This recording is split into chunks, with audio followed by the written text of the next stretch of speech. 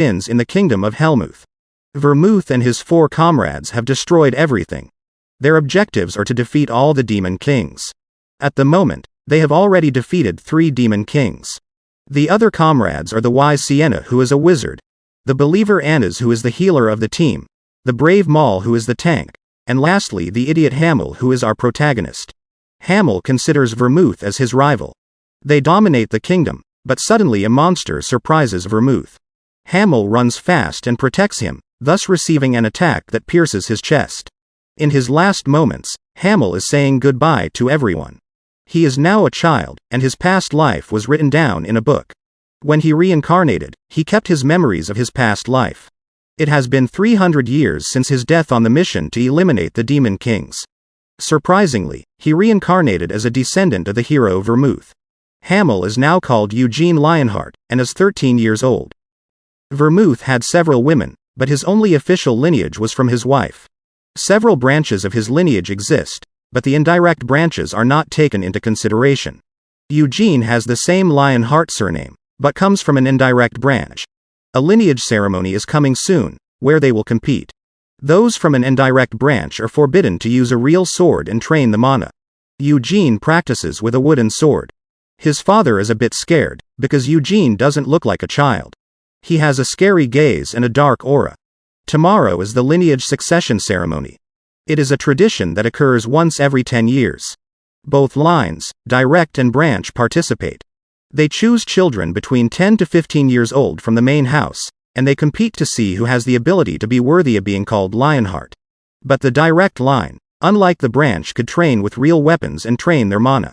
This is because they don't want someone who comes from a branch to succeed more than those who come from the direct lineage instead. Eugene is incredibly talented. His father feels guilty for not possessing talent. There will be 3 children from the direct line, and 6 from the branch who are the competitors.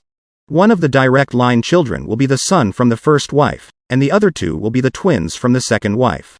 2 of the branches have relatively larger authority, while the others are trash. Eugene begins to remember his past. At that time, he thought he was a genius, but he really wasn't. The real genius was the great Vermouth, praised by everyone and known as the god of war. His other psychics were also highly regarded in their fields. Eugene is frustrated and wonders if the Demon King is still alive. In his past life, Vermouth promised him that he would kill the Demon King of imprisonment. And thanks to that promise, peace lasted up to now. They finally reached the main territory of the Lionhearts. Eugene arrives in the kingdom. Only those who belong to the direct line are allowed to wear an emblem on their left side. Eugene stays there. There is a maid who will help him with anything he needs. Eugene asks her to show him the gym. Outside the gym, he met a boy and a girl who have the emblem. These are the twins, and they are making fun of him for being poor. The 2 of them gave him a warning before leaving. The other boy peeks out, but is quickly caught by the girl. Eugene is training with a wooden spear. The maid is amazed at how it moves. The twins arrive in the area. They are called Kian and Seal. Kian asks him about what he is doing. Eugene says, "Can't you see? I am wielding a spear," and calls him an idiot. Kian gets very angry, and asks him to apologize. Eugene apologizes, but Kian doesn't accept it. He keeps fighting him, and asks him to clean the carriage he used. But Eugene tells the maid to clean it. Kian starts yelling, saying why he is ignoring his order, since he is Kian Lionheart.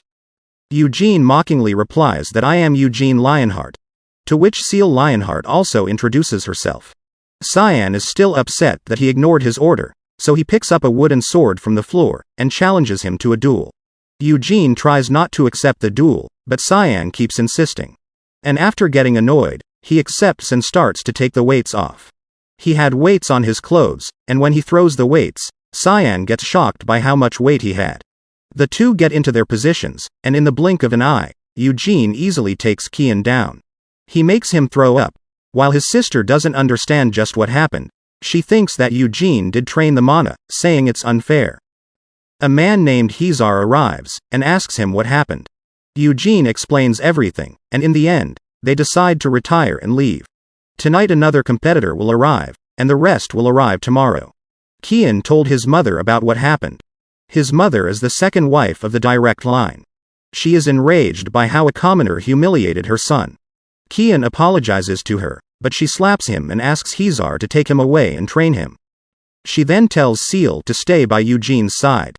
She said that she can kill Eugene, but then she'd be the first suspect, and then the guardians of the family code would come. So she asks Seal to befriend him as it is a better choice. The next day, the three heirs of the collateral lines arrived. Their names are Deacon age 11, Hansa age 14 and Jules age 10. The head of the family also arrived. Everyone gathers to welcome him. They all meet the legal wife Theonis, and the eldest son of the direct family Iod Lionheart. Giard Lionheart arrived, and next to him is his younger brother Kian. Giard greets everyone, and invites them to dinner together. They are at the family table. The only persons missing were Gargus and Desiree. Despite the fact that they are from a branch family, they are highly regarded. There is also a man named Roberian, who also accompanies them. He is Senya's disciple, or rather the disciple of Senya's disciple. 300 years ago, Senya ascended to Master of the Green Tower, becoming the youngest tower master in the history. She rebuilt the standard magic books, so both Green and Red Towers keep the wise Senya as their Grand Master. Giard makes Kian apologize to Eugene, and also praises Eugene. He is surprised to hear that Eugene practically trained alone, and thus defeated his son. They start eating, and after the meal they explained that the first test is a labyrinth. Inside the labyrinth, there are traps and monsters, but the monsters are Roberian's illusions, even though he assured that they would feel very real. If they manage to defeat the labyrinth's boss, they will be able to pick a treasure from the Lionheart family treasure room. Dinner is over and Eugene is walking, when he runs into Gargus and Desiree. They ask him if he really defeated Kian. He answers that he did, and leaves. Eugene goes outside to train, where Gargus and Desiree arrived again. Desiree challenges him to a spear fight, since her specialties is spear fighting. Gargus will be the judge the fight. As the fight begins, Eugene blocks all of Desiree's attack. Desiree thinks she found an opening, but is easily blocked, thus giving the victory to Eugene. Gargus and Desiree want to join forces with Eugene in order to defeat the direct line, as this has never happened. The second wife wants to find a way for her children to survive, so she hopes that Iod will be chosen by Roberian, so that while he will be away to learn magic, her children will become stronger and take the first position of successor. The day of the test arrives. Roberian gives them magic that allows them to create the weapon they want. So each one made their own weapon. Then he gave them a necklace that helps them to know if they are in danger, or if they want to get out of the labyrinth. They all enter the portal that leads to the labyrinth. Eugene is used to labyrinths, as in his past life he went through many, so everything is under his control. 3 have already been disqualified, while the others are still in the labyrinth. Roberian and Giard are observing everyone from outside. They analyze them and say what weaknesses they have. The eldest son seems more interested in magic, but he can't pursue that because of his mother. However, his father wants him to pursue his dreams. Roberian comments that his favorite story is of Senya's. On the other hand, Giard's favorite character in the story was Hamel. They get shocked to see Eugene's ability, as they were both speechless watching him. They call him a genius, because the troll he defeated was a test to find out how he can escape from it. But he defeated the troll easily. Gargus also manages to defeat the troll, but he was so wounded that he faints. Kian manages to escape from the troll, and joins his sister Seal. Desiree also appears and scares Kian. But he also scares her due to his scream. This was actually an ambush, but as it has failed, so she tries to run away. The two chase her all the way to the end, and by chance they reach the center of the labyrinth. Eugene was already there in a corner, and asks why did the 3 of them arrive together. He said that he was waiting for them, because he was curious about who will arrive first. What Eugene wants to do is to give up the spot to them. Because if he fights it alone, he will easily defeat the boss. He comments that it would be sad for those who struggled to get there. He said that the monster does not attack if you are not within a certain distance. He suggests attacking it by order of arrival. Desiree goes first, then Cyan and lastly Seal. Each one is going to fight alone. Eugene taunts Desiree that if she is scared of the boss, then she should surrender. But she doesn't surrender and decides to fight it alone. Kian asked Eugene, why is he not going first and what if someone else defeat it first? Eugene says that if Kian manages to defeat the boss, then he will call him Big Brother for the rest of his life, which of course motivates Kian. Desiree is already face to face with the monster. She starts the fight, but is easily overpowered by the monster. It catches her and throws her away, thus ending the fight. It didn't attack her anymore, since it is an illusion. Kian is next. He turns his sword into Kai. This technique requires 10 years of practice in the mana to be able to achieve it. But his Kai disappears, because the one who created the labyrinth is Roberian, and he disabled the use of Kai, so everyone can be on equal footing. Kian goes straight for the Minotaur. He manages to inflict small cuts on the monster, but they are not enough. He goes for its legs, but is blocked by the knee. He is then caught and also thrown. Now next is Ciel's turn, but she decides not to fight it, since she can't use Kai either.